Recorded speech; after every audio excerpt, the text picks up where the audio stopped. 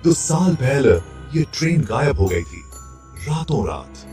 यह एक रहस्यमयी घटना थी जिसने पूरे शहर को हिलाकर रख दिया था। लोग इस ट्रेन के बारे में बातें करते थे, लेकिन कोई नहीं जानता था कि यह कहां गई। कोई नहीं बचा। और अब हवा में फिर से चर्चा है। लोग फिर से फुसफुसा रहे हैं, डर और उत्सुकता के साथ। क्या यह सच है? क्या वह ट्रेन वापस आ रही है? भूतिया ट्रेन वापस आ गई है।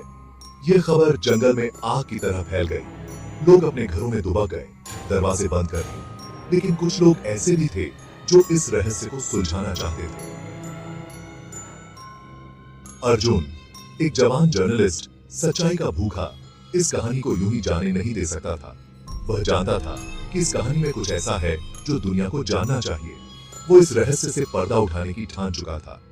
उसने अपने कैमरे और नोटबुक के साथ इस रहस्यमयी यात्रा पर निकलने का फैसला किया। मुझे सच जाना है। ये उसके लिए सिर्फ एक कहानी नहीं थी, ये उसकी जिंदगी का मिशन बन गया था।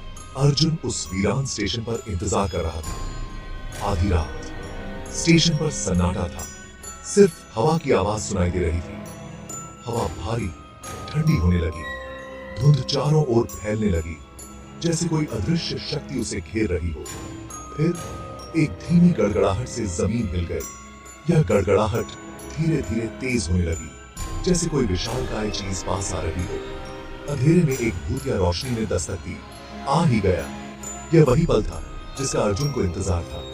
भूतिया ट्रेन वापस आ चुकी थी। यह ट्रेन धुंध से निकलकर सामने आई, जैसे किसी दूसरी दुनिया से आई हो। अर्जुन ने अपने कैमरे से इस पल को कैद किया। उसकी आंखों में डर और उत्सुकता दोनों थे। यह सिर्फ एक ट्रेन नहीं थी, अरे सारी एक रहस्य था जो अब सामने आ रहा था। ट्रेन अचानक रुक गई। उसकी भूतिया सीटी रात में गूंज उठी। मेरा दिल जोर से धड़क रहा था। डर, उत्सुकता दोनों मेरे अंदर जंग कर रहे थे। मैंने एक गहरी सांस ली, खुद को संभाला और ट्रेन की तरफ बढ़ा। ट्रेन का दरवाजा ऐसे खुला जैसे उसे अंदर बुला रहा हो।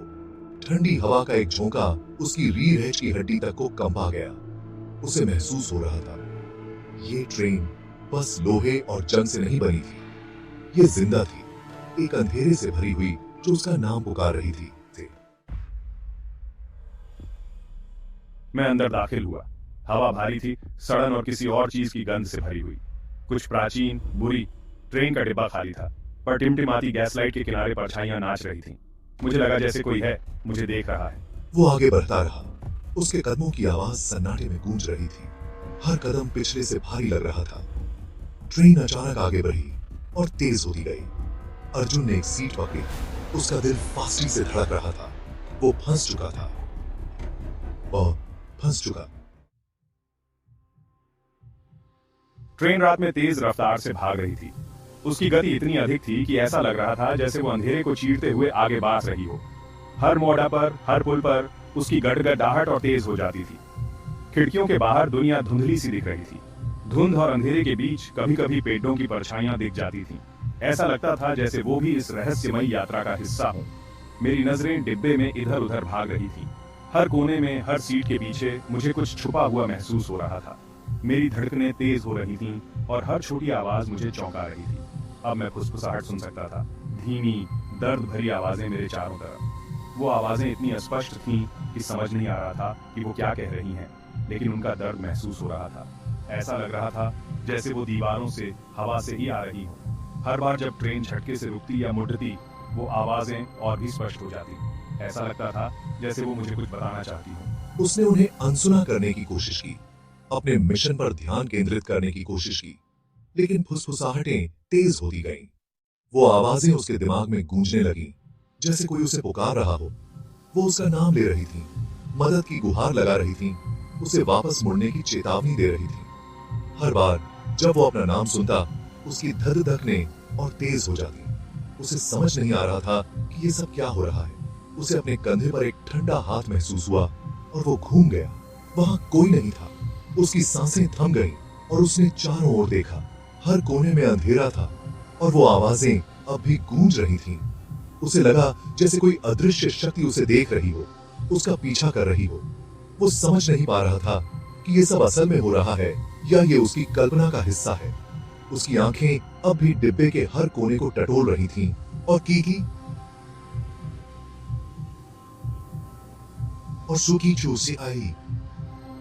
उसकी धड़कनें अब भी तेज थीं। वो जानता था कि उसे इस रहस्यमयी यात्रा का सामना करना होगा, चाहे कुछ भी हो जाए।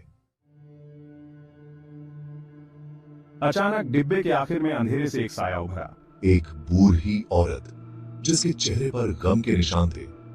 उसकी आंखें एक भूतिया उदासी से भरी हुई थी। ये ट्रेन कहीं नहीं जाती। हम सब मुसाफिर हैं, वर्ल्डों के बीच ट्रैपिडे हुए, शांति की तलाश में भटकती सोल्स। अर्जुन सुनता रहा।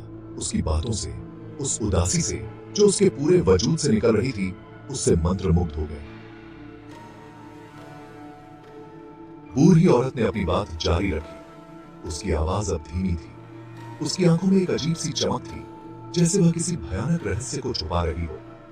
उसकी आवाज में एक कंपन था जो उसकी गहरी भावनाओं को प्रकट कर रहा था। उसने अपनी कहानी को जारी रखते हुए कहा, यह ट्रेन सिर्फ एक साधारण ट्रेन नहीं है। उसने उसे ट्रेन के भयानक अतीत के बारे में बताया, एक भयानक दुर्घटना के बारे में जिसमें सवार सभी लोगों की जान चली गई थी। यह दुर्घटना इतनी भयानक थी कि इसके बारे में सुनकर ही रोंगटे खड़े हो जाते हैं। उसने कहा, यह दुर्घटना एक काले दिन हुई थी जब आसमान में बादल छाए हुए थे और बारिश हो रही थी। उसने उनकी बेचैन आत्माओं के बारे में बताया जो हमेशा के लिए ट्रेन से बंध गई, जैसे कि वे इस ट्रेन का हिस्सा बन गई हों। वे आत्माएं अब भी इस ट्रेन में घूमती हैं, अपनी अंतिम यात्रा को पूरा करने की कोशिश करती हैं। उनकी आत्माएं इतनी बेचैन हैं कि वे कभी भी चैन से नहीं बैठ सकती। अनंत काल तक अपनी अंतिम यात्रा को दोहराने के लिए अभिशप्त हैं। यह ट्रेन अब एक भूतिया ट्रेन बन चुकी है जो रात के अंधेरे में चलती रहती है, बिना किसी मंजिल के। यह ट्रेन एक अनंत यात्रा पर है जो कभी खत्म नहीं होती। अर्जुन ने खिड़कियों पर नजर डाली और उसका खून सूख गया। उसने देखा कि खिड़कियों के बाहर कुछ अजीब सा हो रहा था। उसकी आंखें फटी की फटी रह गईं जब उसने देखा कि खिड़कियों के बाहर कुछ चेहरे दिखाई दे रहे थे। उसे घूरते हुए चेहरे थे, पीले और दुबले। उनकी आंखें खोखली और एक अकथनीय उदासी से भरी हुई थीं। वे चेहरे जैसे उसकी आत्मा को चीर रहे थे। उन चेहरों में एक अजीब सी चमक थी जो उसे और भी डरावना बना रही थी। अर्जुन का दिल तेजी से धड़कने लगा और उसे लगा कि वह अब और नहीं सह सकता। भूतिया ट्रेन के यात्री हमेशा के लिए फंस गए। वे यात्री अब भी इस ट्रेन में घूमते हैं, अपनी अंतिम यात्रा को पूरा करने की कोशिश करते हैं। उनकी आत्माएं इतनी बेचैन हैं कि वे कभी भी चैन से नहीं बैठ सकती। यह ट्रेन अब एक भूतिया ट्रेन बन चुकी है जो रात के अंधेरे में चलती रहती है, बिना किसी मंजिल के।